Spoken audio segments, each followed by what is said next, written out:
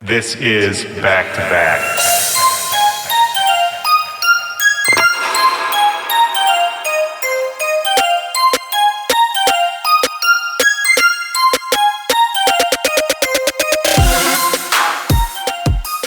Yo, what's up, back-to-backers? This is Willy Joy. Welcome to the show. This is Back to Back. This is my podcast. Over 2 years and running of me rambling every single week into homes across the world about music, life, and a lot of other randomness. And as always, I'm happy to have you here with me. I've got Morgan Page on the show today, another legend in the game. I had a great time doing this one. There was a lot to talk about. You know, aside from his music, he just dropped a new single called Fire and Gold. Morgan is involved in a bunch of different projects. He's got his Morgan Page Quick Tips project, which is sort of a compendium of all of these tips for producers that he's compiled over the years. There's a Twitter account at MP Quick Tips, and I'm going to put a link in the description of this episode where you can go follow that. It's a great resource. And we actually started off the conversation talking about how it's also now a physical product that you can get. He partnered up with OWC to distribute those. He's always been on the forefront of technology.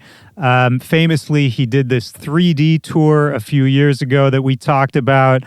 He's also made music for Tesla and SpaceX. We get into all this in the conversation, but yeah, he's just an interesting dude doing a lot of interesting stuff. Don't forget to subscribe to the show so you can get a new episode delivered straight to you every single week. You don't have to worry about missing one. backtobackpod@gmail.com is the email address, or you can hit me up on all social media at Willy Joy or at backtobackpod. And if you really want to win my love and affection, you can let people know you're listening. That is the best way to help support this show, the best way to help us grow. Throw up a post, tag me in your stories. Let everybody know about this awesome community we've got over here at Back to Back. And I'm always going to be responding, reposting. Every single week, I see more and more people getting on the wave. So if that's you, big shout out to you. And another big shout out goes out to our sponsors this week, Serato. Serato, probably the top DJ software company in the game, used by a ton of your favorite DJs, people like DJ Snake, Flosstradamus, so many more. And now they've expanded what they're offering, and they just released the brand new Serato Studio. This is a tool for all my music producers out there. Whether you're an expert or a beginner, you got to check this out. Serato Studio is a new beat-making software that really simplifies the path to music production. I think of it kind of as like a really fast sketch pad where you can just get down ideas quickly, stay in that creative space, and not get bogged down with too many technical roadblocks. It comes with a lot of pre-made loops and samples as well. It's got a lot of cool features, like you can change the key of your entire project with just one click. That's crazy. I've never seen that in any other piece of software. And right now, if you go to www.serato.com/studio, you can get a free 14-day trial, fully featured. So you got nothing to lose. So go check them out. That's www.serato.com/studio. All right. So for today's episode with Morgan Page, he and I had been DMing about getting together to do this for a minute, and we finally found the right time. I really liked his perspective on things. You can tell he's just really aware. He's got a really analytical mind. And it's always cool to see such a veteran, such a big name, who's still just so in the game, so engaged, and so excited about what he's doing. I think there's something for everybody in this chat. And I'm not even going to list more of his accolades because we get into the whole thing. So let's get into it right now. This is me and the great Morgan Page, back to back. Let's go.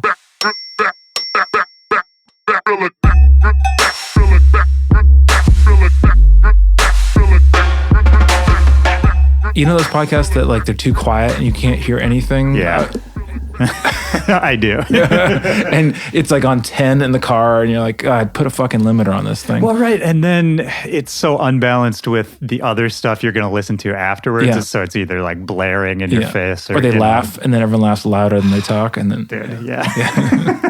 I'm glad someone else is being annoyed by these things. Yeah. But no, man, the quick tips thing, what I was going to say is like, it was cool when I saw you were doing that because like, I felt like a kindred spirit kind of thing. So I was like, oh, this is just like something you're doing, putting out there to give back. It's not like part of your brand. It's not selling something. It's not like, it was just something you were putting out there to help other people. I thought that was cool. Yeah.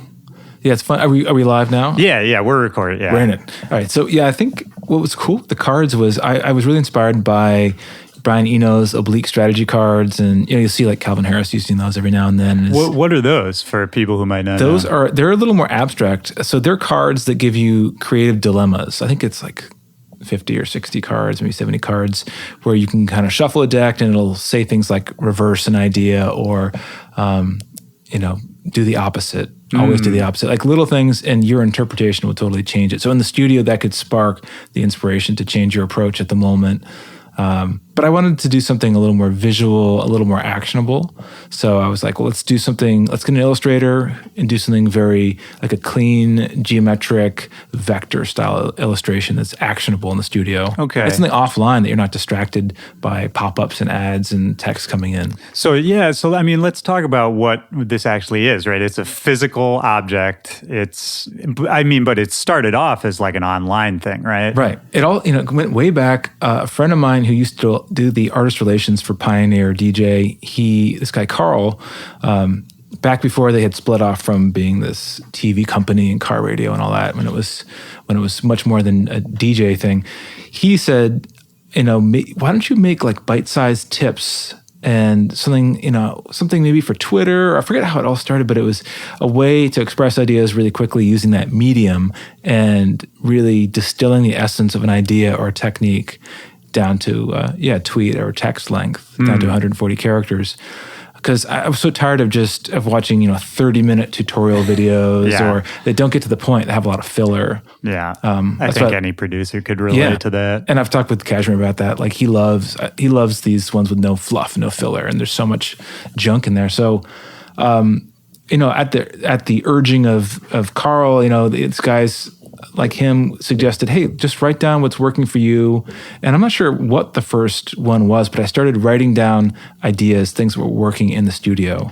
And you're going to forget these things over time. So for the past 15 years, I've written down these little one-liners, and then I've expanded those into full-on blog posts, deep dives. And do you go back to those too? Like, is that a helpful thing for your own work? I go back and because I have them set on random, so they are randomly scheduled on Twitter. There's over 800 tips right now. So I took the best of those that I thought were the most helpful for me personally and what resonated with other people. I could see which ones were the most liked tips. Oh, yeah. So we kind of went through, and that was the hardest part, was narrowing down 800 down to 20 for this deck. And then the full version of the deck will probably be 60 cards. So I needed to find a good partner too for it. So talked to a few book publishers. They didn't quite get the concept. But then this company, OWC, that makes really fast hard drives. They're really well known in the film community. I know a lot. Them, yeah. And I think they were really well known when people were able to upgrade their Macs much more easily. And now that's going to be coming back into fashion again with the modular Mac Pro. You'll be seeing more of that stuff, but for a while you couldn't. So, man. I know, yeah. Well, and this is yet another like just DJs complaining kind of thing, but it's been so frustrating with the Mac line, like especially the MacBook Pros and all that the last couple of years. Like it hasn't felt like they were catering as much to creatives and people who do what we do. So, when they put out the new Monster, I thought that was cool. The $30,000 impulse buy. Yeah, sure. Not something I'm going to be getting anytime soon, but at least, they made it. That's cool. Yeah. So interesting. So OWC, they make one of the fastest hard drives in the world. They're a really cool company. So we decided, let's team up. We'll put these cards in the shipping boxes. So, this is just something for fun to give back. I don't get paid for this or anything. I get to get some drives to give to other artists, and it's cool to see we've got a lot of really cool liners from like Zed's a big fan of them, and Chainsmokers, and a lot of guys like to have some other way to stay inspired in the studio. And the YouTube tutorials, those real in-depth things, I love those. I love little quick tutorial videos on Instagram, like the PML guys, Production Music Live, and Ableton Tips. Those are all really good, but I thought there was something beautiful in that simplicity of these textual tips with a little sort of visual guide, a little symbol that's attached to it. So the whole idea is always learning, always having that concept of learning, moving quickly in the studio, and then the whole point of creating them was really just encapsulating it, selfishly writing these down for myself. Right, which is, it's a good memory trick anyway, but, I think there's plenty of practices that start off selfishly and end up benefiting other people. You got to scratch your own itch first. Right, exactly. Even for what we do as artists, like it all starts off because you're like, hey, look at me, look at what I can do.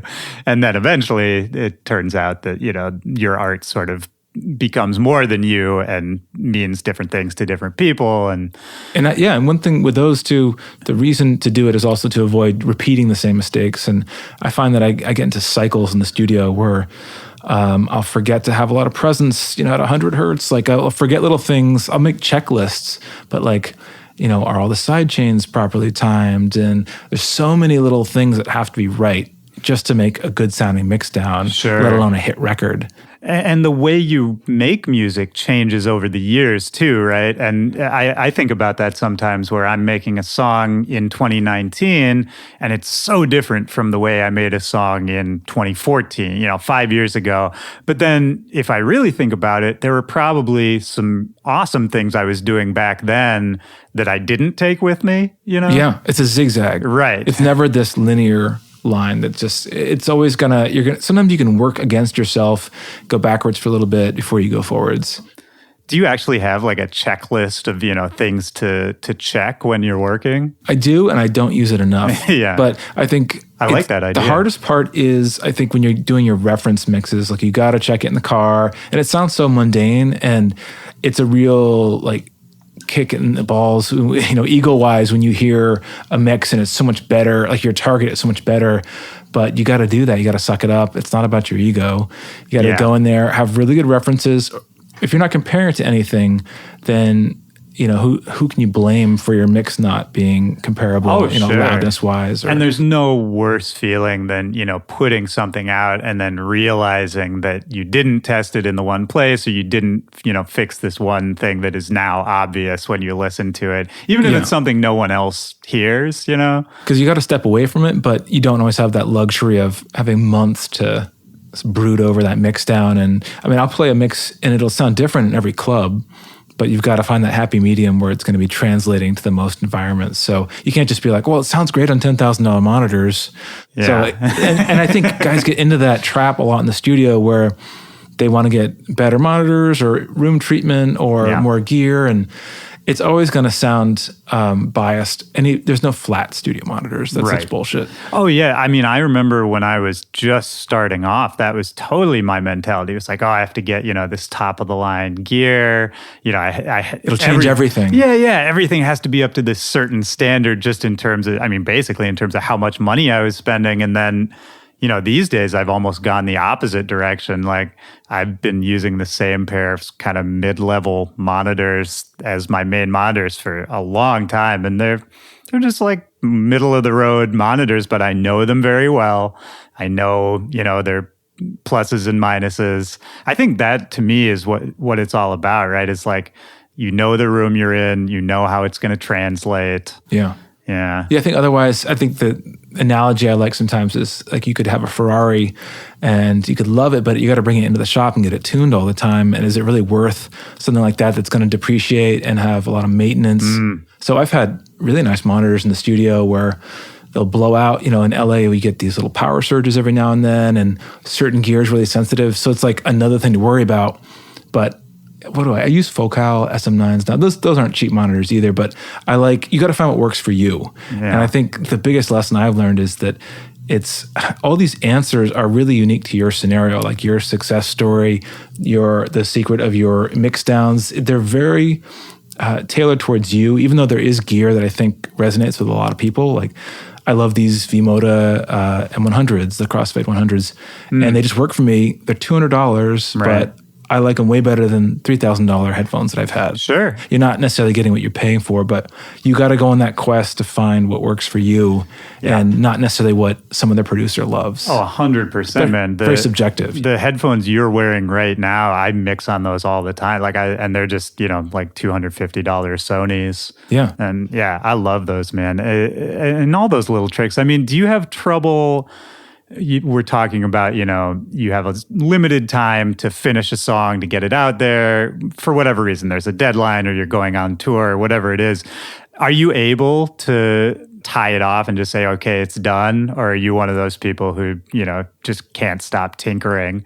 I'm always messing with it. I'm never completely happy with it. Yeah. I think, and I've started to bring in more outside help in terms of STEM mastering engineers and guys that can kind of push it to the finish line faster, because you're really paying for those fresh ears, that expertise, but also you've got to get away from it. You can start working against your mix. Yes. And I think a while back, I used to think, you got to do like 12-hour days or 14-hour days in the studio.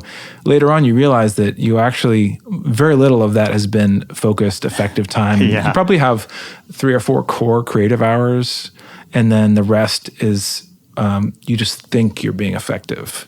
So that's been my experience. And then there's certain times of the day. It's like, that's one of the quick tips is, you're using the morning time, using the evening time. Doesn't matter. It's the same thing. It's like lining up with that circadian rhythm of in the middle of the day is better for emails and administrative work and meetings and phone calls, but use that to your advantage and don't fight gravity. Right. Yeah. And it's so interesting because it's another thing that really is unique to everybody. Like I had a switch flip for me. Like I always used to be a huge night owl, would just stay up all night, every night, and would work a ton in that time, like overnight. And lately, the last couple of years, it totally flipped for me. And I have to work during the day now. And if it ends up that I have to work overnight, it just feels like pulling teeth, And eventually, you have kids, you start a family, you're going to be on that schedule, no matter whether you like it or not. You will be there. I just had a kid. I have a 1-year-old now and 1-year-old daughter, and that changes everything to a morning schedule. But then, even then, I can't get those really good morning hours because I've got to take care of the kid. And, sure, of course. So you just take those times when you can. Now I've had to do more night sessions, but I will never work super late. Yeah.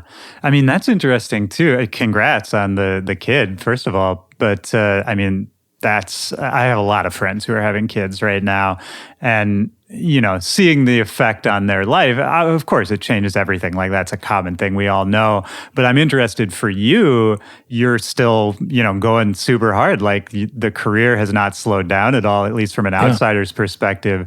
How hard was that to, really switch all of these routines and make room for, a whole new person in your life and in your family in the middle of this, kind of fast-paced career? It's tricky. I would say anybody debating whether having a kid or not, wait was the best advice I heard. And I'm 38 now. Yeah. But, I've been doing heavy touring for the last 12 years. I was doing a lot of just strictly production work before that. But I think, for me, it felt like the right time to do it. And there's never this static moment of balance where you're like, cool, I got it locked in. Yeah. But I do think it's better. I know my wife was really concerned, hey, you're going to be traveling all the time. And I'm like, well, I do my shows on the weekend, do 3 shows, come back. It's only hard with international tours. So I was in Taiwan for a couple of shows, and just the nature of the flying time and the time change is tricky to get back on schedule. So, that was I did a handful of shows over there and did in 1 week and then flew back, which is insane. Right. But I think having a kid, it does work well with the DJ schedule because you're working weekends, you have a little of that space and that breather time. But it is hard if you're working at the home studio, and my studio is a separate level from the house, and it was a converted area of the house. But it is tricky because that's got to be the designated work area. You got to have that area just for work. Yeah. Not a baby play area. I mean, I bring my daughter down there to teach her piano every now and then. She's a little too young for that, but you're trying. Just smash the piano, right? but that's like a sacred zone. And as soon as I walk down the stairs, that's the clock is on. But it's very easy to get pulled back into that domestic vortex. Sure, of course. I mean, I think that's always the issue with a home studio, right? Is that it can be really easy to just feel like you're chilling at home, you know? I'm so used to it too. Like, I mean, I've rented a couple studios, but I hate that feeling of that the clock is ticking and you're paying for it. On tour, I really don't work well on the road. Some guys are just really good at that. I get nothing done. I mean, I'm really catching up on sleep. I'm doing edits and doing mashups. I find other ways to make the time productive. I do my radio show for SiriusXM. But when I've rented studios, it's like $500 a day or whatever, and that was like the bro rate at some studio. Of course. And you're like, wow, I got one song done and I paid for a week of studio time at this place. Oh yeah. And then the days when you go there and nothing's clicking, that feels the worst. Because it's really, I always think about that where it's just like, I could have just, taken out $500 and thrown it in a trash can. Yeah. That drives me crazy, man. One thing, this is a bit of a left turn, but before I forget, I wanted to make sure I brought it up. You were talking earlier about the quick tips and how you would sort of go back and you could tell which ones really resonated with people by looking at the likes and all of that. This is just because I was thinking about this earlier today. I don't know if you saw Instagram was testing a thing where they eliminated all of the likes, or at least they hid all of the likes. So, you'd just be scrolling and you couldn't see how many likes. Yeah, I love that. Yeah, I love that too. But until you said that about the quick tips, that's the first sort of good use of likes that I had ever really thought of. Yeah, it's like a metric just to be able to see. Because I think, with Instagram, is it you will see how many likes it gets, but the public-facing version. Right, exactly. And that's true too. So you would still be able to see it. Yeah, as long as you have some way to gauge it. But I think it's an endless race, and it's all... if you talk to super famous artists that are like huge, they're depressed because they have 1 million likes less than Justin Bieber. Oh, yeah. It just never ends. So it's like, where do you draw the line? No. I mean, it drives everybody insane. And I'm not crazy active on social media. It's not something I love doing. So, I do it to the extent that I need to. I see people who are just on it all the time, and it's insane how much those numbers like affect a person's psyche, you know? And I get pulled into it too. Like, what's your relationship with social media these days?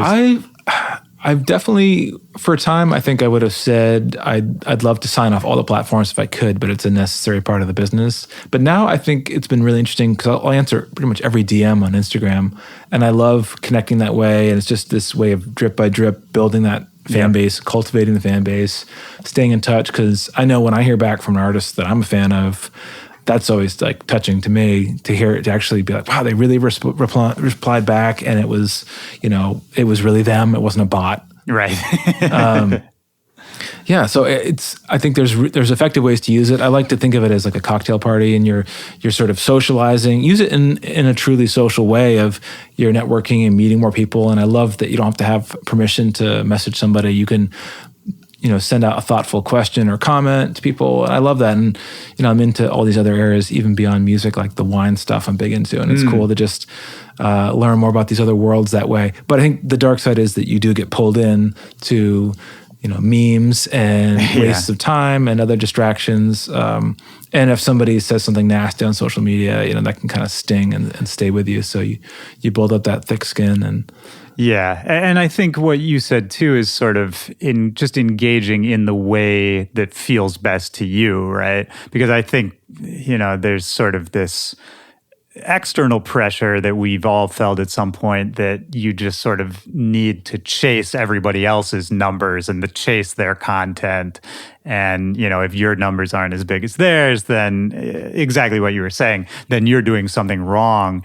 But I agree with you. Like, that's my favorite part of social media, especially Twitter. I've been back into a lot of just being able to one-to-one talk to people directly. And I've been doing a serious radio show for a couple of years now, and I'll always, like throw out the socials on there and say like, yeah, if you're listening, hit me up, let's talk. And that's cool too, because then you just get somebody, saying, hey, I'm in Omaha and, this is how my day's going. And that's great. Those kind of connections I love. I remember doing radio shows for like college stations, and it was just funny because I think I almost gave too much importance to the callers that were calling in, and you get a bunch of random people calling in that there's certain people that will call in, and it was hard to gauge the quality of your show based on the phone calls, but at the time, it seemed like that was like, wow, you're doing a great job. You're getting a lot of calls tonight. But it's such a tiny percent. There's so many people that are lurking and listening. Yeah. And that was before things, were networked and before there was broadband. Yeah. And so that was so funny. And even, there was a radio show I did at Emerson College, and there was a street view at the station. You'd see it to be like homeless people walking by, like pressing against the glass, or like, random college students. You could see your audience. In a very different way from a nightclub. Right. But I was doing that before I could actually see what the crowd reaction was like in a club. Right, of course. And I wanted to talk about that because you have pretty strong radio roots in general, right? Yeah. Like even before Emerson, am I right that you were doing something with radio? In high school at the University of Vermont, WRUV, and they didn't have a policy where you had to be a student or anything. So you had a lot of people in the community, kind of like KCRW in LA, I think at KCW, people hold on to positions for like 40 years. It's like, okay, right. Time to go, like move on to other things. But at the one in Vermont, in Burlington, I would hear dead air, and I would drive in and fill in for slots. And ultimately, it's funny because somebody will become less hungry, and that is your opportunity to strike. And that's what I did. Like, I think there were some guys doing a Saturday Night Mix show. They couldn't do it anymore. They didn't want to do it. So I started filling in, subbing for people's radio shows, started doing the graveyard shifts, like 4 to 6 a.m. And how old were you? I was like a junior in high school. Okay. So, yeah. So I would do that, and I was the youngest person there. And it was this weird moment it felt like the earth was kind of tilting, where I was auditioning, and the youngest person there, like, am I supposed to be doing this? Is this crazy? Like, what am I doing here? Yeah. And it's funny because that decision changed my life forever. That's why I found out about internships that got me working for record labels. And then that led to demos being signed and mini disc demos. Mini disc demos. You mini just disc took me converted back. to DAT. Yeah. Oh, DAT. I don't miss that format. But I think you have to trust that gut feeling. Right. And it was just the most exciting thing in the world. I think as soon as, even before the radio stuff, I remember hearing about MIDI and synthesizers and just touching these instruments and being like, you just feel that in your blood, like, holy shit, this is insane, and I can't afford any of this. And thinking, when am I ever going to be able to buy an MPC? Or, at that time, computers weren't that powerful. Right. So it was low, a very difficult barrier to entry. Well, sure. And I mean, how were you even in Burlington, Vermont in the late 90s? Like, how were you even finding these things in the first place, becoming aware of them? Yeah. I remember, sitting at Barnes & Noble reading Future Music and getting into the gear and the samples on the CDs. But even that, like, why were you reading Future Music? I don't know. Where does it come from? It was like $12 and, it was insanely expensive. What got into, they did these mix shows. There was a little club scene in Burlington, and guys from Philly and DC and all over the place would come up there, and occasionally you'd get some of the European guys. There was a very small scene because it was mostly jam bands and hip hop. But there were overnight shows on the pop radio stations, on like 95 XXX may have had one, and the Buzz. There's a couple stations that they would, during the graveyard hours, 2 to 4 a.m. or 4 to 6, there'd be a mix show. So I started sending demos to those guys, and they started playing cassettes. Wow. Yeah. So you would make music, record it to cassette, send it to the radio station, the local station, and they'd play it when you're like 15? Yeah. Man, that's got to feel amazing when you're that age. Yeah, and the stuff was so bad now, thinking, like, it was probably okay, but it was, a lot of the stuff I made with trackers, 8-bit samples, stuff that was made for the demo scene for graphic demos. Sure, And yeah. The early days. The stuff they would use to make like video game music back in the day, right? Yeah, and I think that's Deadmau5 got started on Scream Tracker, Fast Tracker. These were free programs. Isn't there one Renoise? Is that one of them? Maybe. I used to know a guy who actually I think lives here now who still uses a tracker to make all his music, but it's like programming. Yeah, basically. Like here's like you put in a number for the vibrato but it was kind of cool because at the time you do sample competitions, way before the days of Splice, that every song you'd get the project and they were so small because you could only have these tiny little files. And this is no external gear, no MIDI. I remember I had a Tandy computer, man, like Radio Shack, monochrome monitor, really dating myself. And the files would all be contained in the song. So you could see how someone did their session. And this was like an early version of a DAW, even though it was really nothing like that because it scrolled vertically. It's like a player piano or something. And you'd get the samples, so you do sample competitions, and you'd see, what can you do with these samples, using the exact same sound sources, no plugins. I don't think there was any plugins at the time.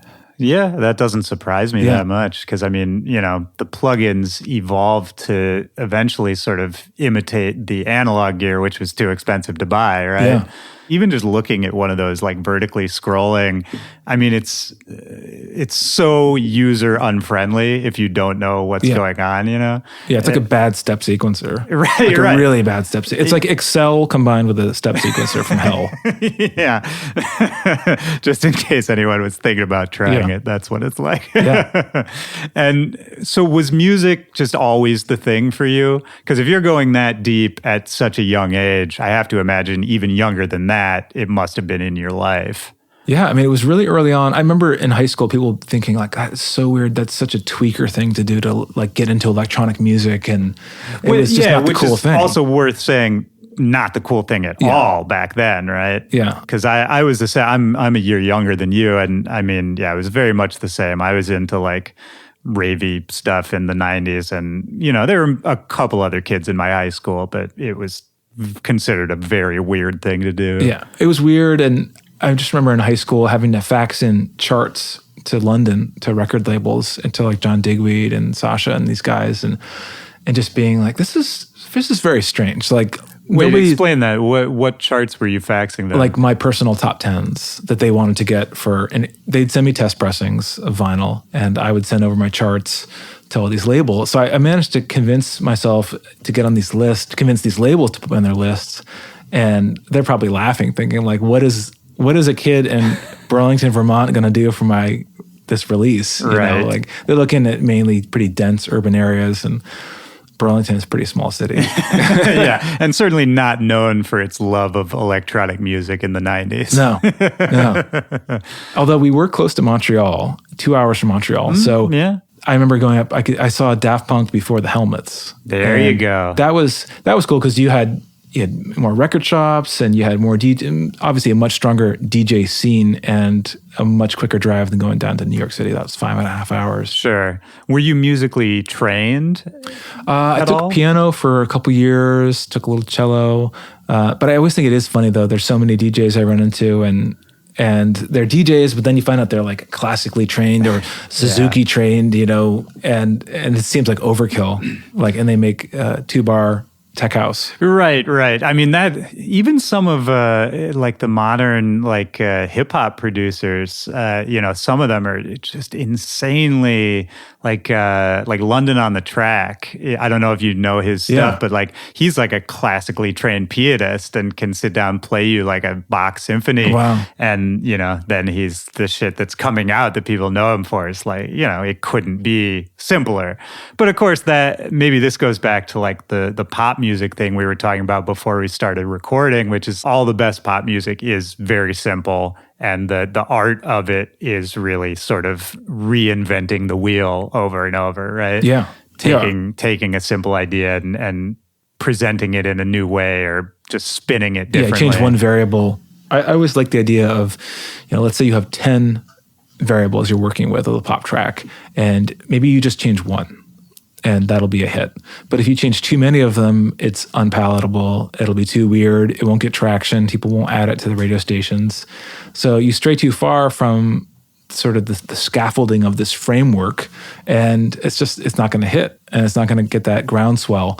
So it's really hard if you're building a bottom-up approach, which is typically how you do it. Do you think about that in your own music writing? Like, Yeah. do you sometimes, if you're sort of in a frisky mood and you're making something that's a little out of your wheelhouse, do you have those moments where you're like, this is fun, but like I should, pull it back in a little bit? Or, Yeah. And I'm going to, coming up soon, I'm going to be doing a few more aliases. I've never done that in the past. So I've got some stuff that doesn't fit my brand at all. It doesn't fit the, vocal, progressive, big room sound. So I'm going to do some more underground stuff under different projects. I've done some scoring for Tesla and SpaceX, which is really cool. Yeah. And it's like getting to know the Musk family really well and working in these realms beyond is really cool, because then I can do more symphonic stuff. Yeah, what is that process like? When coming from your background, what was interesting to you about sort of working in that new format? Because you were doing music basically for like some of their videos and events and that kind of stuff. Yeah, I did it for some of the product reveals, like the truck. I did it for Falcon Heavy. They ended up using the David Bowie track, which is so perfect. So I had this amazing score, and then they're like, "Yeah, we're going to use the Bowie track," but they used the score for something else. Well, you can't get mad at being bumped for David Bowie, right? No. I was like, there couldn't be a better track in there. But it's pretty fun to finally use the TV in my studio to have like some visuals to score, and I had the rocket behind there. But it's fun because every vehicle they have has a different personality, and I was working on some stuff to try to capture the feel of the 3, and that's just a sportier, faster, more nimble thing versus the truck, the semi-truck, which is this gargantuan, almost army-like vehicle.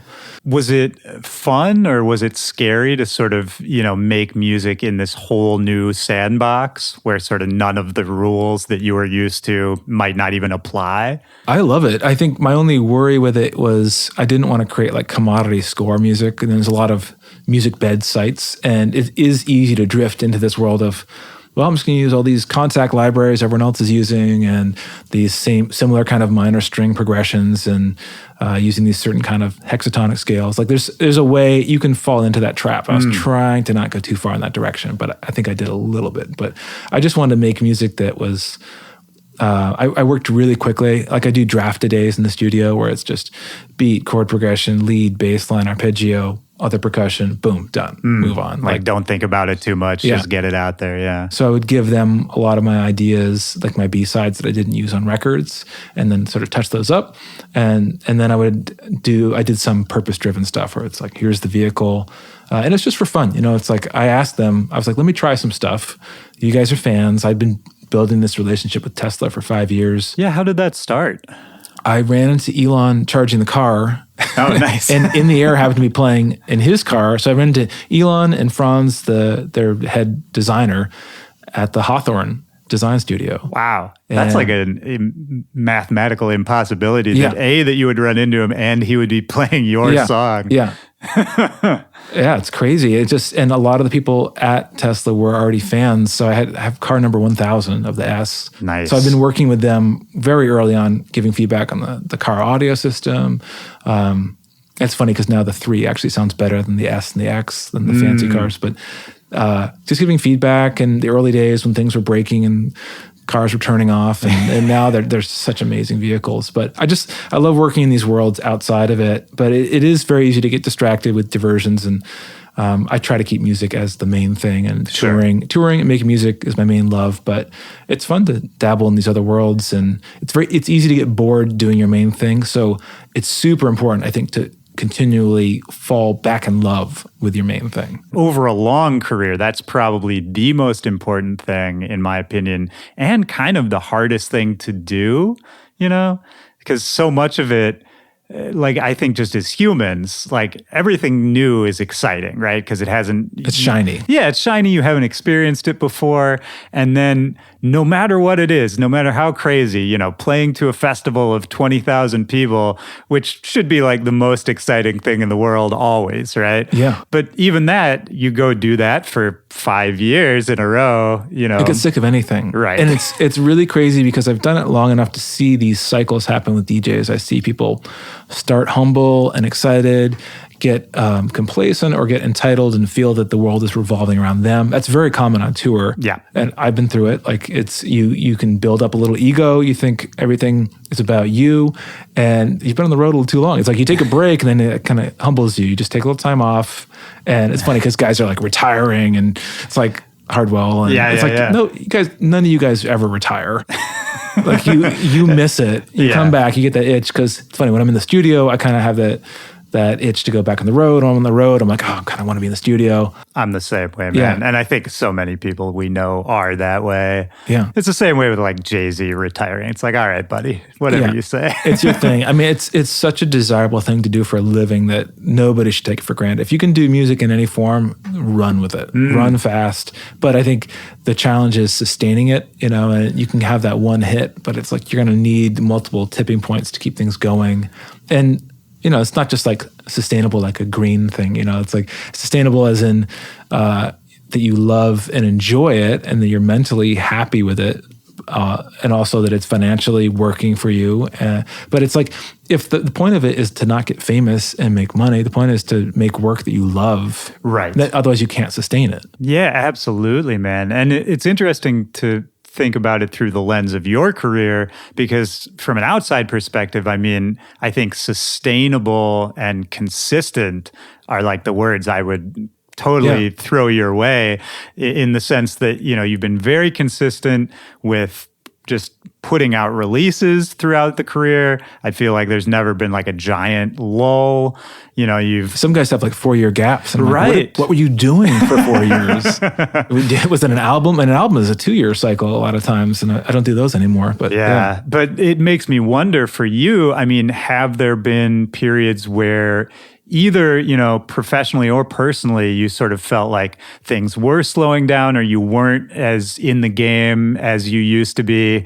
And, you know, how do you deal with those and still keep that consistency and still, you know, be able to sustain it over a long period? It's hard. I mean, it's always this zigzag movement, just like it is in the studio. I think the change and the fickleness of consumers and the taste of what's cool and what's hot is always changing. I think what's hard is that the talent buyers and the promoters, and it's really like 5 people deciding who gets booked in the entire country. That's we put a pin in that because I want to come back to that in a second, because people don't know about that. It's pretty consolidated now. You know, if you're not on their radar, or if you're not in their favor, that really can drastically change your bookings. And I don't blame them for, they want to have like the hot, sizzling artists. So you will never always be the hot, sizzling artist.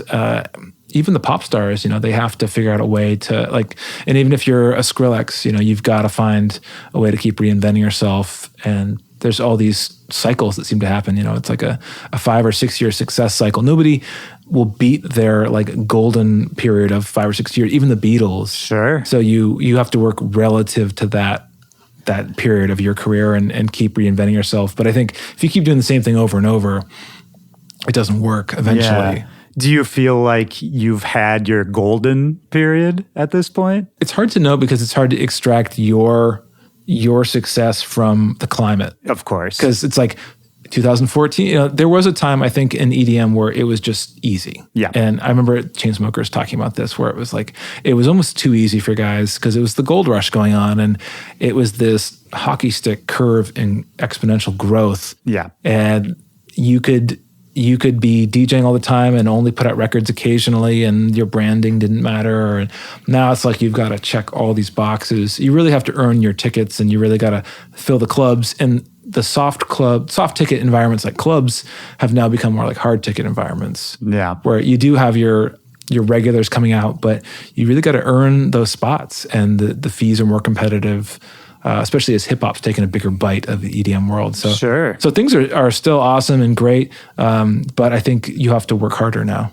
Oh, I completely agree. I guess I'm just curious for you, like in the times where it does feel leaner, or like, have you ever fallen out of love with it? Like, was there ever a point anywhere in there where you thought, maybe this is going to be, winding it down? I think you always have moments of doubt, and I think back to when I was in high school doing a radio show, or when I was 12 making music and creating my own instruments, and I just think of like wow, this has been such a long journey. I can't imagine doing anything else. So I think that fuels falling back in love with it. I mean, I love it so much because the DJing is kind of, for me, the reward, that's the bearing of the fruit that happens after the hard work of the studio. And I do love the studio just as much, if not more, but they kind of feed each other. It's that yin and yang balance. Absolutely. I mean, it's that funny thing of, we make music in a highly technical, almost scientific environment, if you want to be nerdy about it. But what it's meant for is like the most sort of primitive, non-scientific application, right? Yeah. Which is, the loudest environment, people yelling, glasses smashing. Right, all of that. And, just trying to like get a, sort of animal reaction out of people. Yeah. It's a weird science when you think about it that way.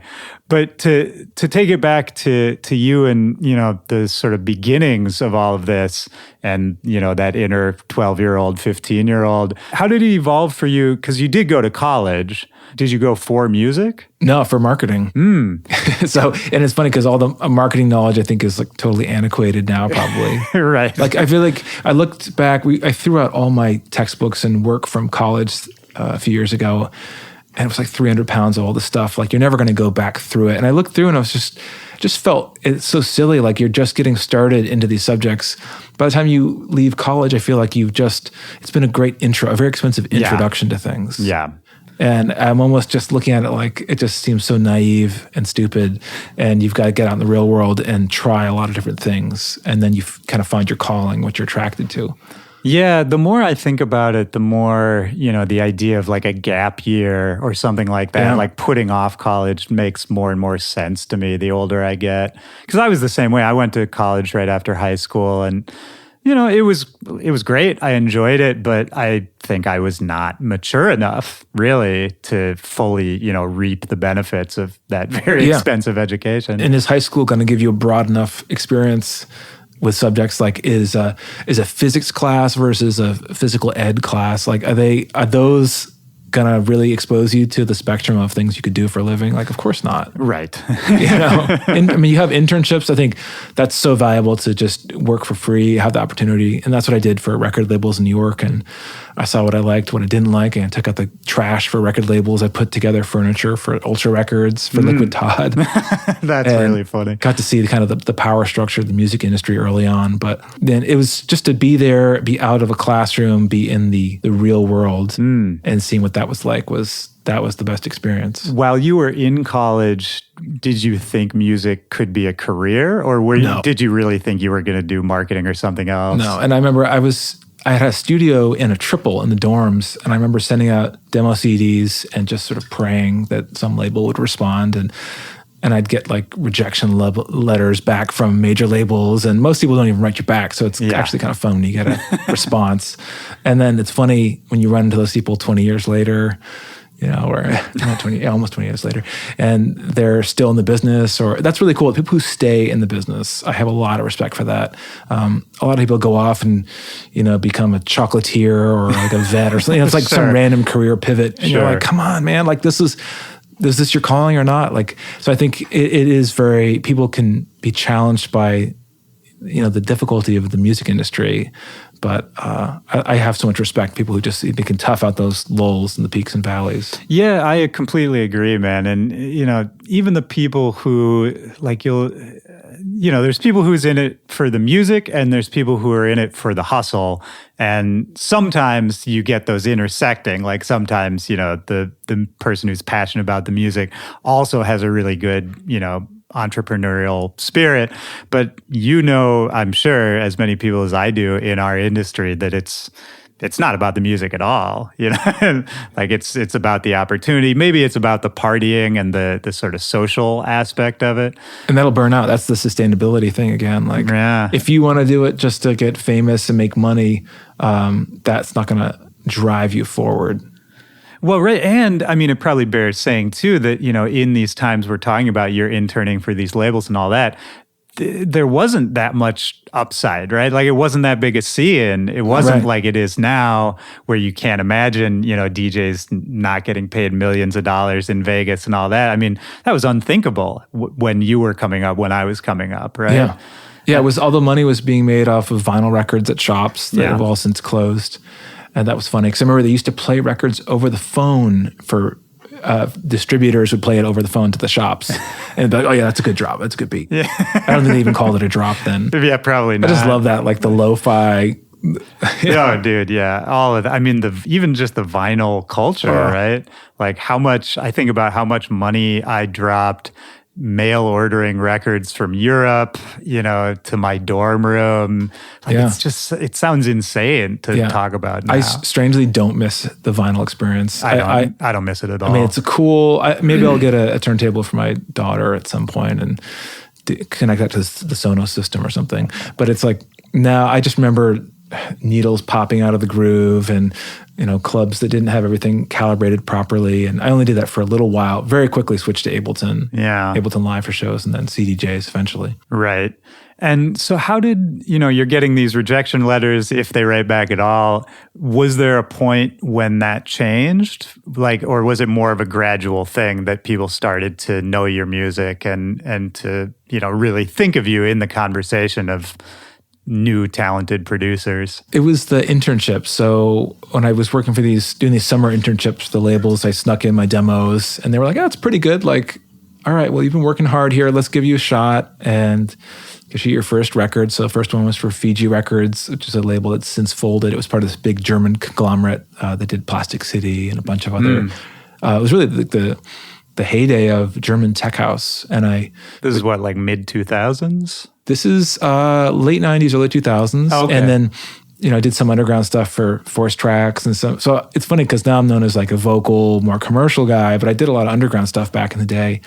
All under Morgan Page. Deep Tech House, yeah. Yeah, that's cool. Yeah, under the same name. And it's funny because I try to weed out that stuff. On Spotify, it really confuses the algorithm and things like that. So for a while on Amazon, if you asked to play some of my music, it would play stuff from 2000, 2003. And I'm like, come on. Like, like it really messes it up. So you have to kind of curate that catalog wherever you can. Yeah. But it's like doing a Google search for yourself. Like, good luck cleaning all that up. So you start putting out music. How quickly did it really feel like it was taking off? Because you also started doing a lot of like remixes and bootlegs around that time. It didn't take off for a long time. And I remember I was juggling various day jobs. I knew that I just had a gut feeling that I needed to move to LA after college. So I went 2003, moved, worked for some companies that were doing street team marketing for like various things like The Simpsons and various like Fox things and stuff for record labels like Maverick at the time and Warner Brothers. So I put that marketing degree to use for a little while, but I hated that job. And it was a great learning experience, but it was like doing phones and, you know, running the teams. It was cool, but it's just so hard because I would be brewing coffee at midnight, work on my music, do all these remixes. And I think it was really important to do that. Not just like quit cold turkey, because we thought, you know, I remember for a while you can't get arrested, you can't get a booking agent or manager. I had to, you know, strong arm this guy to be my manager and find an agent. Everyone's kind of reluctant because everyone's a heat-seeking missile. Of course. They don't know. And it takes the work of a whole team. You know, it's never, I'm not dumb enough to think that it's just all me. You know, it's the team, it's the chemistry of the team, it's the timing of the climate and the environment and the right music at the right time. And the right music at that time was The Longest Road. So I signed a deal with Network. After doing all these bootleg remixes, I did a white label album called Cease and Desist. Yeah, I remember that actually. I thought I was going to get sued for it. It's like a $200,000 lawsuit if you press up CDs and it's done illegally. So I had to sign a form, lie about it. Yeah. The goal was to try and get sued for press attention. So I hired a publicist. Did you really? Yeah, hired a graphic designer, hired a publicist, and they're like, well, we've never done like a white label campaign. This is post Danger Mouse, the Grey album. Right. So I kind of stole that idea from there. But what I like about that is, the mashup era, it was just about combining existing things, whereas you're, actually doing your own productions, your own versions of them. That's a cool update on the idea that I feel like probably a lot of people were not doing at the time. Yeah, and a lot of them where I didn't have the isolated acapellas, I would just high pass the bass and the drums out of it. Yeah. And like the Coldplay one, White Shadows. I remember Imogen Heap was not really big on remixes, and she said, please don't put this out. And I sent it to, I still do. It's better to beg for forgiveness rather than ask for permission. So I sent that out to radio stations. They started playing it. Even retail stores started playing the Hide and Seek remix, I think. Wow. And then that led to doing remixes for Tegan and Sarah, because I did one for them. So I started doing a lot of remixes. I mean, hundreds and hundreds of remixes. But wait, did you manage to get yourself sued? What? No. No what lawsuits. was even the plan for that? No plan. Okay. No plan. No plan. Just talk my way out of it or something. I just love that was your idea. That's awesome. Yeah. I said, I mean, it was definitely scary. It's good to do some scary things like that, like scare yourself with something every day. And that was it. So put that out. The goal wasn't making money or anything. I think that's when you could get in a little more trouble. Sure, of But course. guys were making a lot of money. I remember Kaskade was selling like vinyl test pressings of Usher. You just write with a Sharpie on the record, and people made serious money off of these mashups. Oh yeah, man. And people, they were hot items too. Stock would sell out super fast because I was trying to buy some of those mashup records. I remember that. And, it became... this is something I talk about on the show all the time, is there's always value in scarcity, right? Yeah. And those, they drove it up in the DJ community, which then spreads to the wider world of people hearing these DJs, just because, you couldn't get them. You really had to, it's the same as trying to get, I guess, like a clothing drop or, the next shoes, whatever it is. And somebody would walk in the booth and try to follow the record as it spun around to ID it. Right. And guys would write the wrong names in the records. Yeah. I love that, man. Even Serato had they called it AM mode. You remember that? Where because DJ AM was like an early Serato user, and he didn't want anyone to be train spotting him. So they made a special mode for him that they later released to everybody, where it was some combination of buttons you would hit that would just blank out every track, like on the screen. Wow. It would just look like a blank track was playing. That's awesome. One time I actually did a drum and bass remix of a Tweet track, and I gave it to DB. He's like legendary drum and bass guy, and he made a dub plate of it. And I think even at the time, because it took a while for the CD technology to catch up, if we're going way back. But I remember sending stuff to like Sasha and Digweed, and guys would just press their own versions, and it was much more difficult to do it at the time. But I don't want to make it too retrospective. You're right. No. Yeah, I mean, all of that is just so Wild West. It's just fun to talk about, man. Yeah. And so then we do get to The Longest Road, right? Am I correct in saying that was sort of the thing that really turned on the switch? Yeah, that really was Permission to Tour. Well, the Yeah. Dead Mouse remix. So that came out. And it's funny because I think a lot of people think I did the Dead Mouse remix. People don't really understand how remixes work sometimes. Right. And at the time, electronic music wasn't so mainstream. So I had him do it. I just remember seeing him. This was before the Mouse Head. So he was just starting to, I think, construct the Mouse Head. It was at the right arc in his career, where he was like, sure, I'll do it. And I talked to a bunch of guys that are much smaller DJs, and they passed on it. A lot of people didn't want to remix it. But he stripped it down, added these chords, and I was kind of like, that's pretty good. I didn't think it would take off. Right. And the label was like, oh, that's too much money. It was like $5,000. Sure, yeah. And they were like, no way. And it's funny because this is, it's 400 remixes later. That's how many we have. We're still putting out remixes of it. But I remember the label saying, no, we're not going to do it. And I said, okay, I'll just buy it out and I'll own the rights. And they were like, whoa. Oh, man. If you had. And it's nice. I mean, I have the publishing on it. So there you go, man.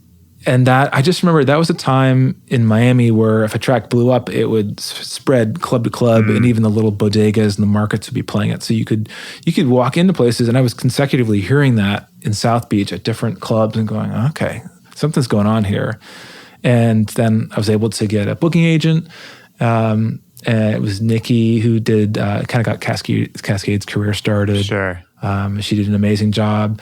And but it was funny. There was a lot of false starts. There were moments where she was like, okay, I got you 50 shows and it's going to be amazing. And then it didn't materialize. And I'm like, oh, can I quit the day job? Can I get out of this? And I couldn't quite do it. Yeah. Because you got to make that leap at some point. But it's better to burn that midnight oil and be making coffee at midnight. Absolutely, yeah. That was the 2 9 to 5.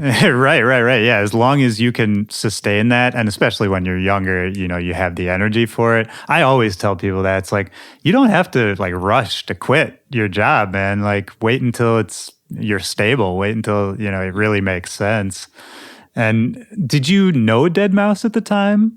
I didn't know him. I just remember hearing his stuff on the charts on Beatport, and Beatport was such a platform then. Yeah, and I think there's always the success you see of a lot of artists has to do with either they're standing on the shoulders of giants, like it's there's 6 degrees of deadmau5 or 6 degrees of Skrillex, or it's the arbitrage of these platforms. So at the time, there was a bug in Beatport's chart. And actually, no, that was later. With Skrillex, it was a bug in the Beatport chart where his whole album and that somehow qualified as singles. They appeared in the chart, and then everybody just said, holy shit, like who is this Skrillex guy? Took over the whole chart. Yeah.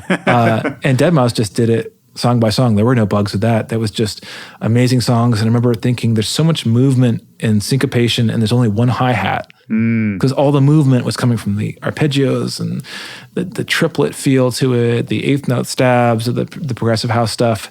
And that stuff was just blowing up. Yeah. And funny side note, a lot of people forget, it was Chris Lake, I think, introduced deadmau5 to Pete Tong. So Chris Lake, you can thank him way back in the day for deadmau5. Wow. Because he was the connective tissue that brought that sound to Pete Tong and the other DJs. And now he's back again. Yeah, the whole Fisher thing. Absolutely, man. And that song got both you and deadmau5 the first Grammy nomination too, right? It'll always be his first nomination. And it's tricky because I unofficially call it a nomination out of 2. I mean, I got my own proper one. Right. But I mean, it was my song. It was the vocals. Yeah, I think you deserve it. It's definitely a remixer's award. So it was Sure. But that was great to be that part of his career and for mine as well. And but you need that tipping point where everyone goes, oh, where have you been? Like, where have you been all my life? And, right. But you've been there for 10 years making music. Whether it doesn't matter if you're Martin Garrix or Zed, all these guys, they've put in at least a solid 10 years. They started when they were 12 or even younger. Yeah, true. And it's just a faster learning cycle now with all the tutorials. Absolutely, man. And, maybe that's another benefit of social media too, is that these kids can get their work out there faster. They get good faster and they can get it out there faster. Yeah. So it's not all bad. And so you're now on the road, you're touring, all of that. How quickly did you put out the first album? First one, well, there was one album that came out before things ever got hot. Oh, okay. Was Drifting Into View was like the super deep one. I only had one vocal track on there, but it's really hard for that. Like if you're gonna make obscure, deep German tech house, it's gonna be it's not gonna just rocket to the charts. And I'm always amazed I'm kind of jealous of the guys that can play like 1 bar loop tech house and be like huge social media followings, not have to have any radio hits or any chart hits, and they can just do their thing.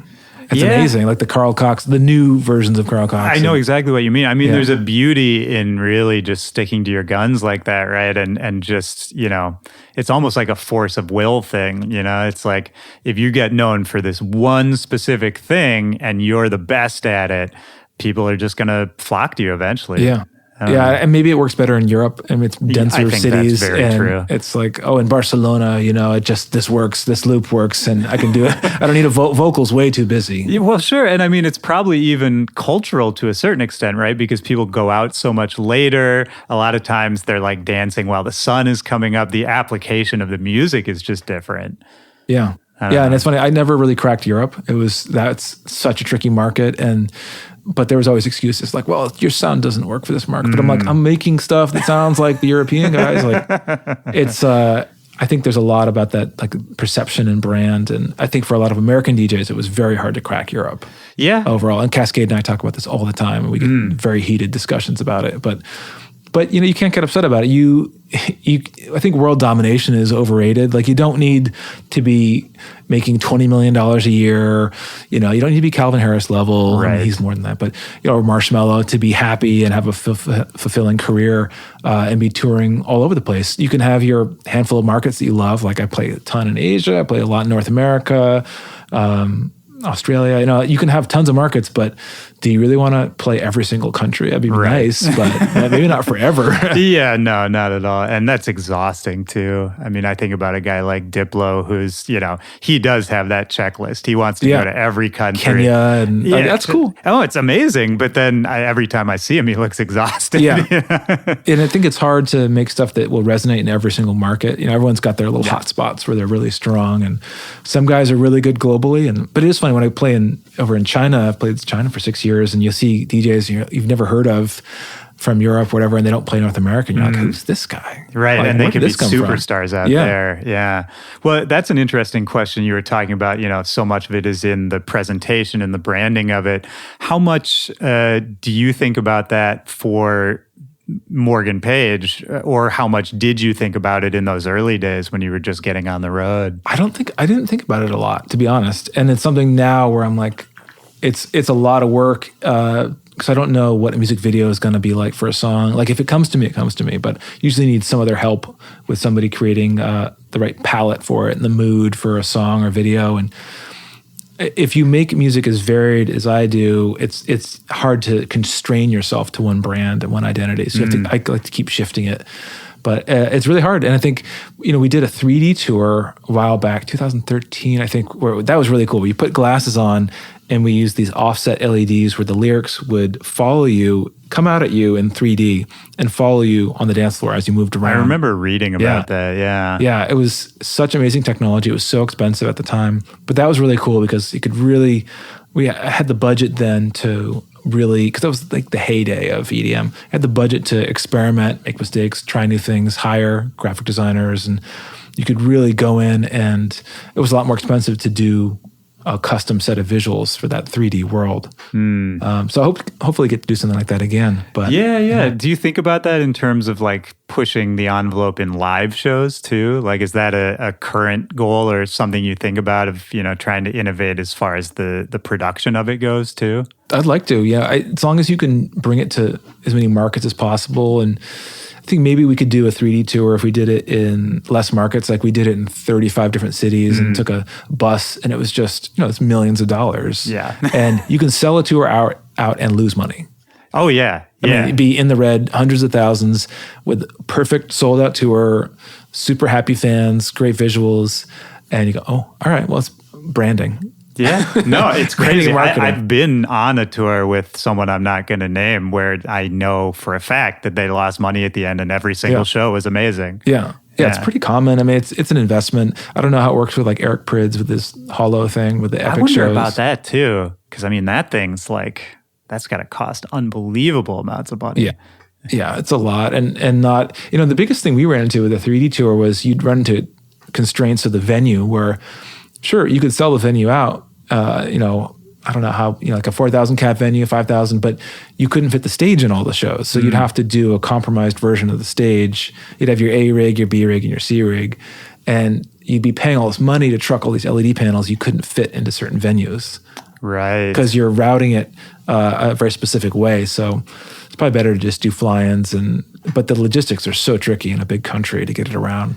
Yeah, that's true too, man. It's all those little things. I guess that's what the team is for, right? Yeah. It's all these things you would never think about when you just started off as a kid excited to make music. No, it's a lot. And I think now, a while back, I used Ableton for so long, and that was cool because you could sync visuals in a certain way. But I think as the technology gets better with show control, things like that are syncing to the CDJs, you can be a little more nimble on the road and maybe not have to have the VJ for all the shows. Maybe have the VJ. I bring a VJ for festivals now instead of every club show.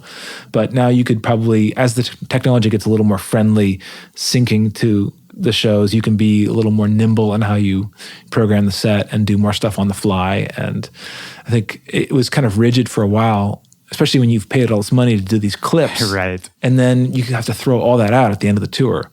So we're seeing, there's a lot of cool stuff. Like, I'm doing some work with Epic and like some of these companies that do Unreal. They'd have their own engines, and you can actually run your visuals live with a gaming engine and reuse your visuals over and over. And just keep modifying or take existing visuals instead of having to start from scratch every single time. That's pretty cool, man. It's like building a guitar from scratch for every show. Like, what's the point of doing that? Yeah. I mean, I think about comedians too. There's this paradigm now that every year you put out a special and then you throw away all of your material and do it again the next year. And I've heard comedians talk that, that's not how it used to be, but it's just kind of the new paradigm and everyone's having to adjust. Or they hold your cell phones. Right. Bag. Sure. Yeah, that too.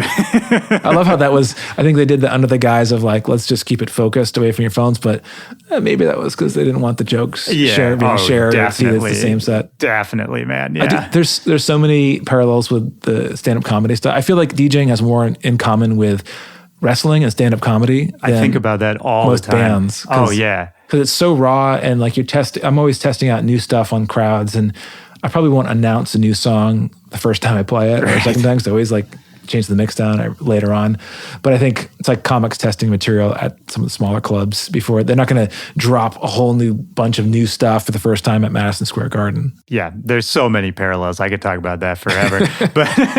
but before I forget, you mentioned the 3D tour and you had the lyrics sort of coming out at people. And one thing I did want to make sure we talked about was, that's, I think, a hallmark of your music is the vocals, the songwriting, and the connection that people feel to those lyrics. And you had mentioned that, when you started off, you were making deeper and techier stuff. Was it a conscious decision to start, going more towards vocals and melodies and that sort of thing? Or did that kind of just evolve over time for you? I think I got restless with doing these same old chord stabs and same progressions. And it drove me crazy because I really got into the vocal stuff. Like I did one track with Colette. That was the first vocal track I did. And then I did one for Saw Recording. It's called Falling. And I just slowly was like, there's so much more I can do with this. You can do better remixes because there's more materials to work with. And but the weird part was that when I went back and kind of listened to what my peers were doing 20 years ago, they're still doing the same stuff now. It drives me nuts. I don't know, like maybe they're expecting different results. A lot of guys are still doing okay, but so many guys like stayed stuck in this bubble of the same sound and never changed. I just can't imagine making music in that static way forever. So they didn't go to that next level of doing more with vocals and that's their thing. That's their own world. They stayed making the same deep house. Sure, yeah. And if, to bring it back to what we were talking about, if you're like that Carl Cox figure and it's working for you, then go crazy. But I completely agree with you because I know some of the same people who just, are making the same thing over and over and it's not working and they don't change the approach. It's not streaming well or whatever. And it's like, make a radio. Like some of these guys don't even make radio edits to their tracks. Sure. So like, dude, you can't just throw you can't do 2-minute intros and throw that on Spotify and expect it to get millions of plays. Right, of course. And I mean, it's interesting to think about how the culture was evolving while your music was evolving too, right? Because all of a sudden, we get to say 2010, 2011, the kind of music you're making all of a sudden sounds like what pop music sounds like, right? But I have to imagine that wasn't the idea when you started, right? We all drank the Kool-Aid. Thank you, chain smokers. I just think it's funny when the sounds change, like when Kygo got big and it was like, okay, we're making like animation aquarium sounding music, like the tropical stuff, this cheap General MIDI flute stuff. And then, but he was so genius that he slowed everything down. He basically started with progressive house slowed down by 28 beats per minute. Right. And then added some sort of, basic General MIDI flute stuff on there. And then that worked. And I was like, okay, that's what people want. All right. But this is what. But he sped it back up. Right. That's the genius, though. He changed one variable. That fucker sped it back up. I love his stuff. Oh yeah, and all I was going to say is this is what we were talking about earlier. You take something that already exists, you change one thing about it, and all of a sudden it's perceived as a totally new idea. Yeah, right? Moombahton. Sure. Yeah, exactly. That's slowed down Dutch house at its core.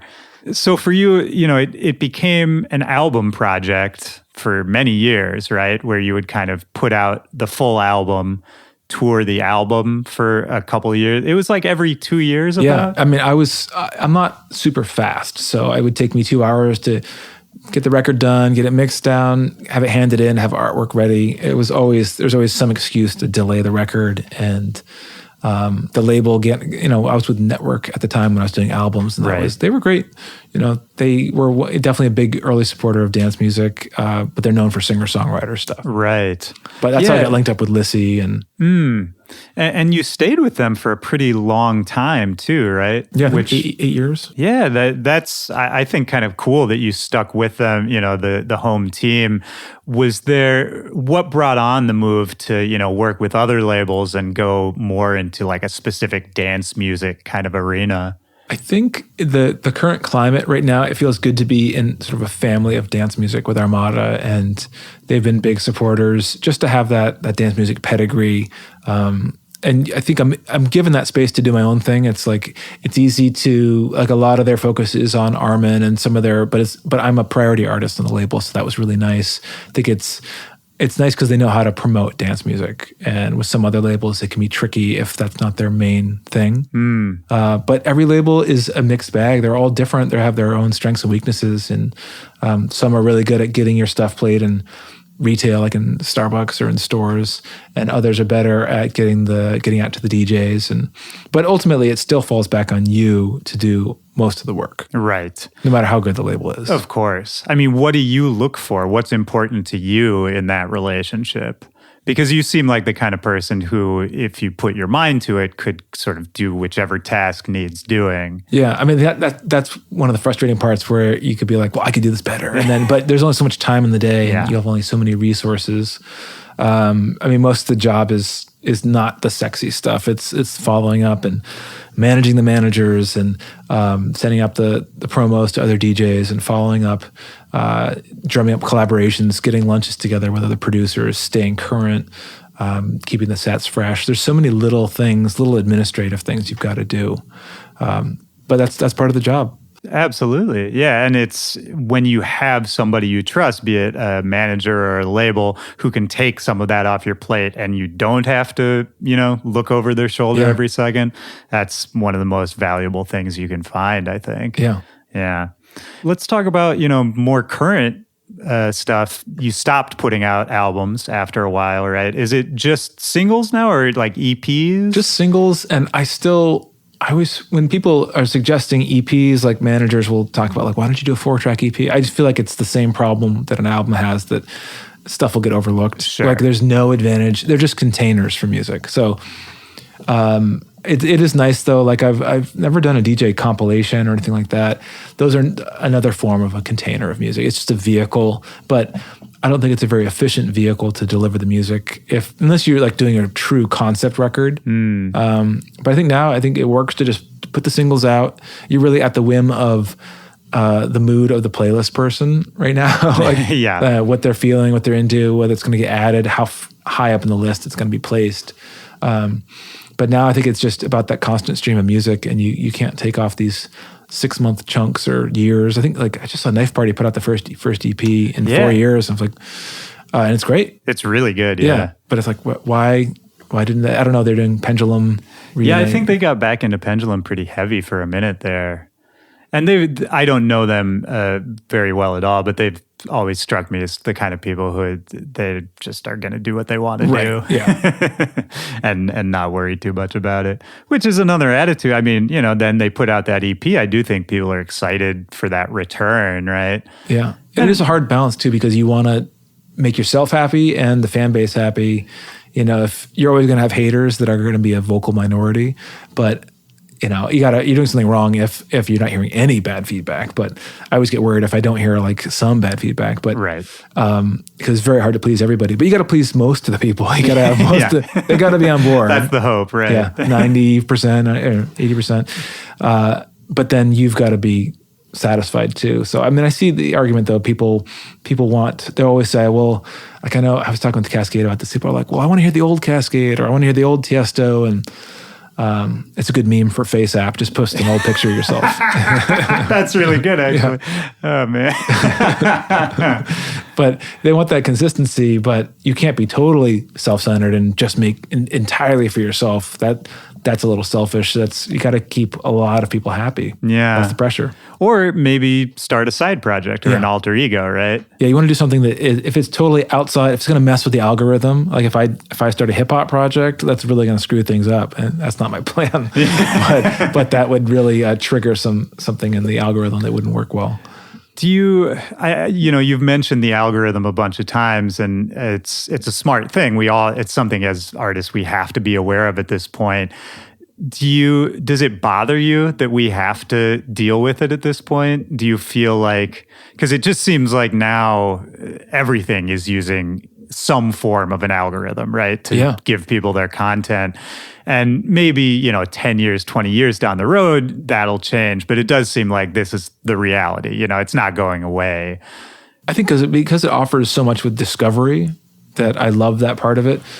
It's very different from the old days of somebody at a record shop pulling vinyl for you and saying, I think you'd like this. But that never really worked for me either. A lot of times they would save the best records for themselves. So fuck those guys. That's true. Because that's how they would get paid at the record shop. Right, of course. Paid nothing and get the best records. So I think at every moment in the system, there's been, they're all mixed bags. It's each distribution method. So I think it's good now. I think the important thing is, I see some people placing maybe too much focus on Spotify numbers, whereas you should be looking at the whole ecosystem of, well, what's happening with Amazon Music? What's happening with Deezer, Apple? What's your Sirius XM, ads? What are those looking like? Sure. Like you can't take your eye off the ball. It's so fractured, this landscape right now with music, that those are tons of fans that you can be missing out on if you ignore these other areas. And for people who, if you're the kind of person who you're having trouble getting any kind of traction on Spotify or something, there's plenty of other avenues. Like, look at what else is going on out there.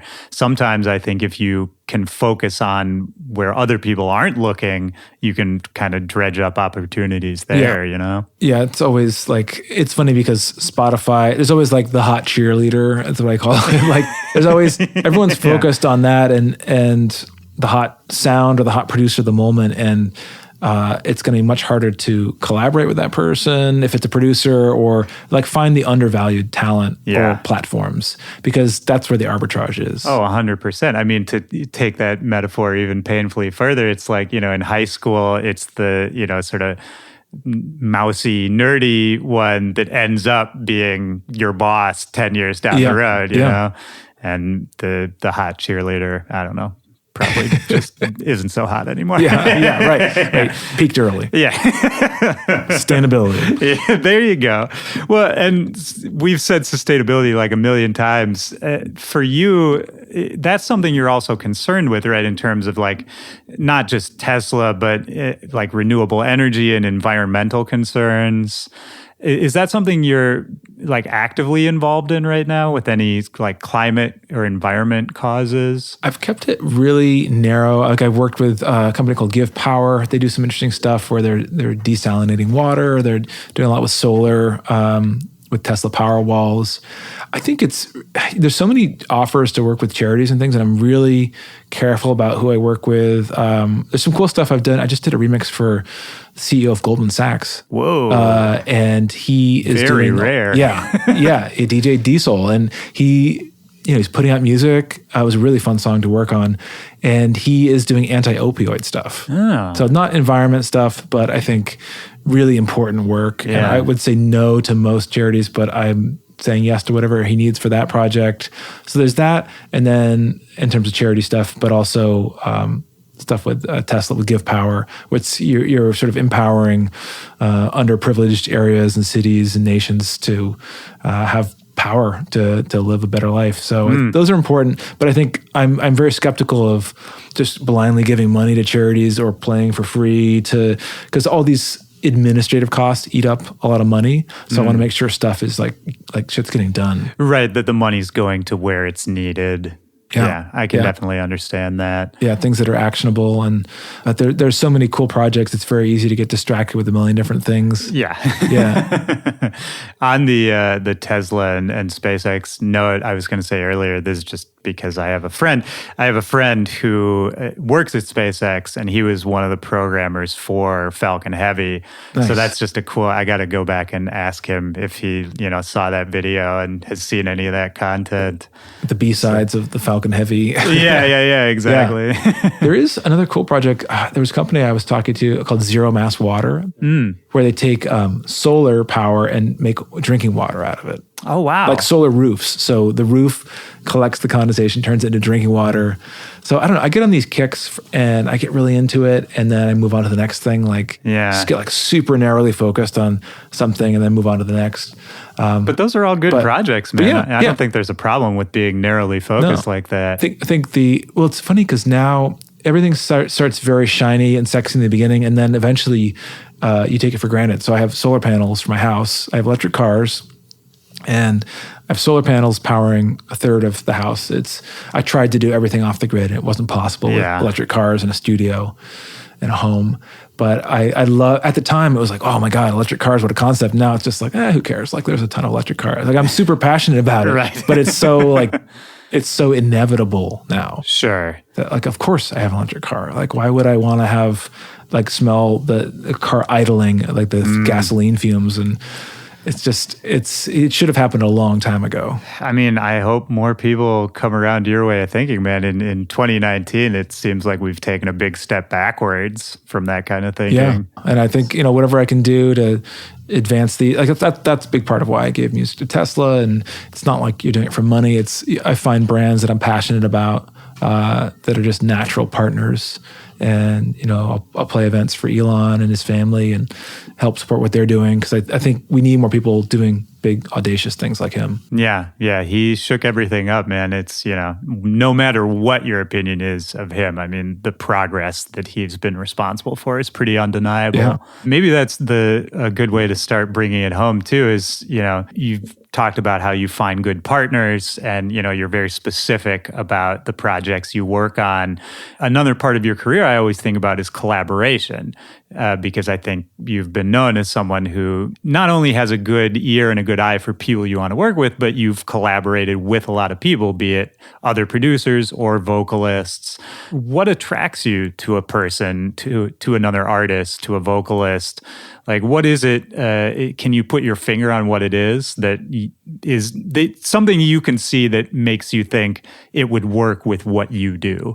Yeah, I think I'm always looking for something in a collaborator that is complementary, that's someone who is better at something than I am. And I don't want to double up on the same skill set. And when I would go find vocalists early on, like Lissy, I'd see her play in a live environment with no auto-tune, no effects and background vocals, sweetening things up. And that was my favorite way to scout vocalists at the time. So I'd find people that did not make dance music. So I think that's where the really juicy stuff can happen is find, she was doing rock and folk stuff. She still does that. She has her whole own career. She doesn't even play my songs live. Right. It's funny. I play her stuff every night that we do. But, we've done so many songs together. I like to find people outside of that gene pool. I think it's just mixing up the diversity. And with producers, I like to find people that, guys that are better at doing drops, and I'll do the breakdown, or sometimes I do the drop. Sometimes it's funny, like I did a track with Carnage, we were a pretty unlikely duo, but it was funny because he actually helped getting the vocalists together, and I did the drops. It was the exact opposite roles you think would play out. So that was really funny. No, I love it. I've had some collabs like that, and that's always fun, man. I just had him on this show a couple weeks ago, and he was talking a lot about sort of those earlier like house collabs he was doing, and he goes deeper than I think a lot of people realize. Yeah, as far as tastes. Yeah, and I think, and that's, the other combination is taste, and I think it is hard to do everything, very hard to do it all yourself. Yeah. So if you can team up and have that, I'm jealous of all these duos that... You and me both. Yeah, man. like it's talk easier. About that all the time. I wouldn't want to be splitting travel costs and all that extra, cutting everything in two. Right. But I think that there's a lot to be said for, you're playing music for multiple people, like you need multiple ears on a project, and And that doesn't happen in a vacuum. So I do like a lot of my early collaborations with singers and recording them. I have them singing over my shoulder, no vocal booth.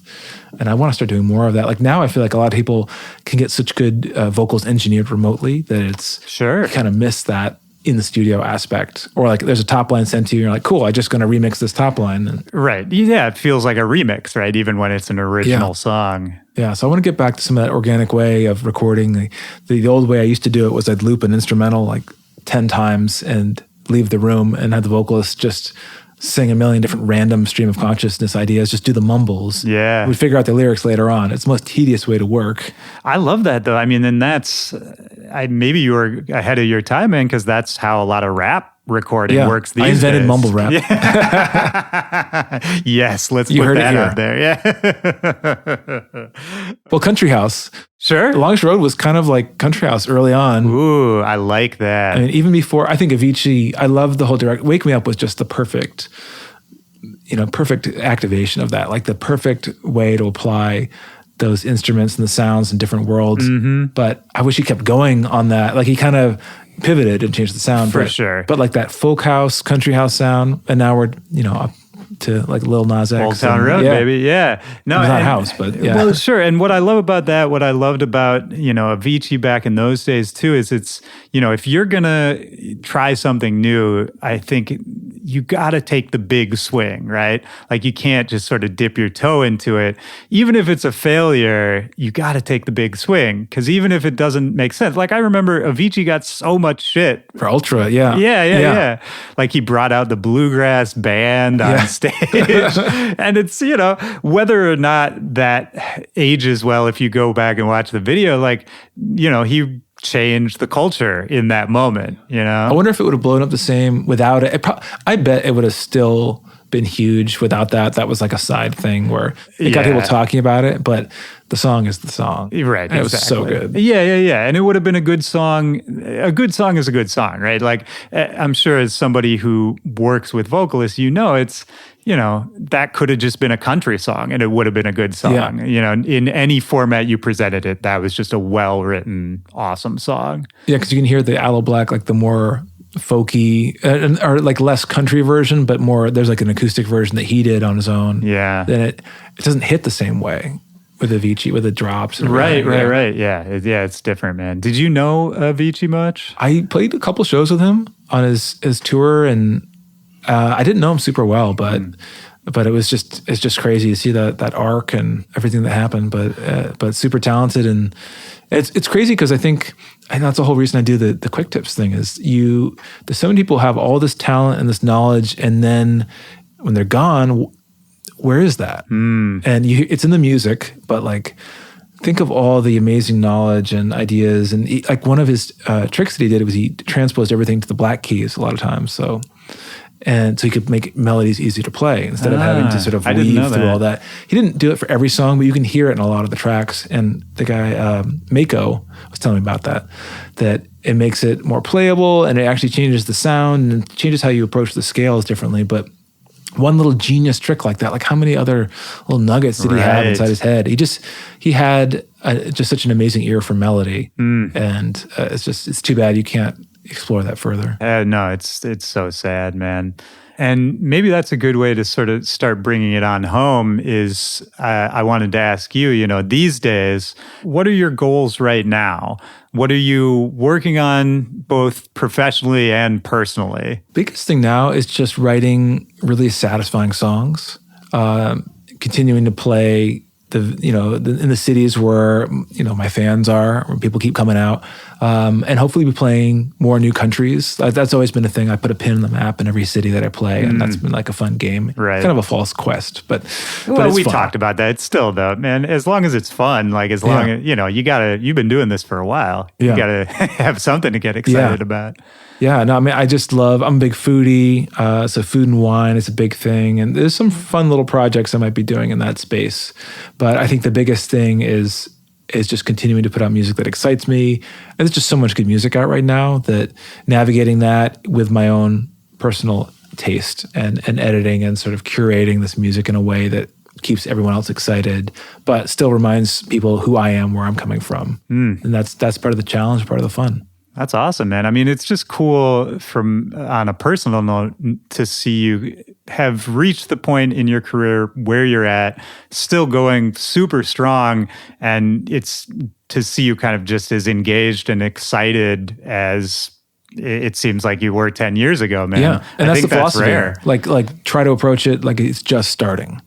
Because it's very easy to sort of collect baggage of a career and then sort of aim for where's my ego right now? Like that's useless. Right. There's no point in that. So I think it's like fostering that beginner's mindset that keeps it interesting. And I probably have done it so long that I've forgotten the ways I've done these old records, so I can kind of stay fresh that way. Yeah. If you do it long enough, you'll forget how you got there.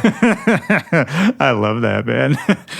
Is there anything else we haven't covered? Anything we should talk about? Anything that's on your mind? No, just, new single is out. Fire and Gold just came out, so really excited with that one. That's kind of like a little merging of folk top line record with Big Room. So that's super exciting. And just, playing tons of North American shows, got a bunch of spots coming up. So people can go to morgan-page.com/shows. Keep an eye on the quick tips. Definitely, people should follow that on Twitter. It's at MP Quick Tips and mpquicktips.com.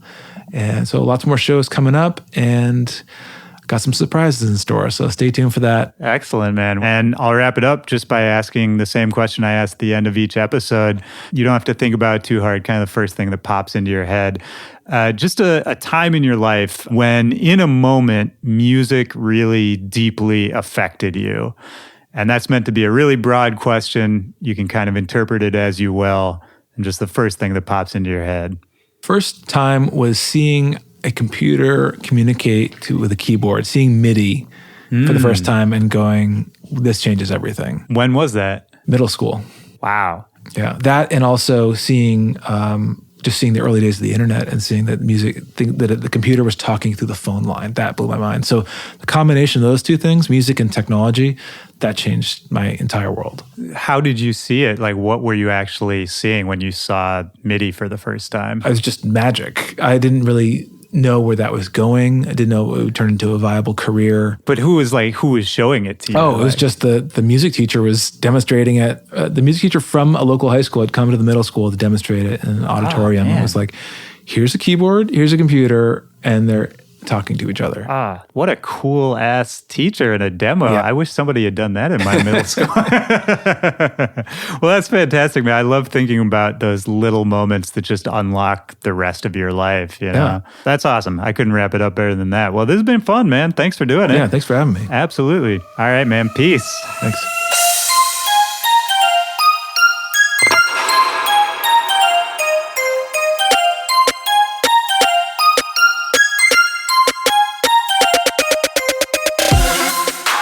All right, that's the show.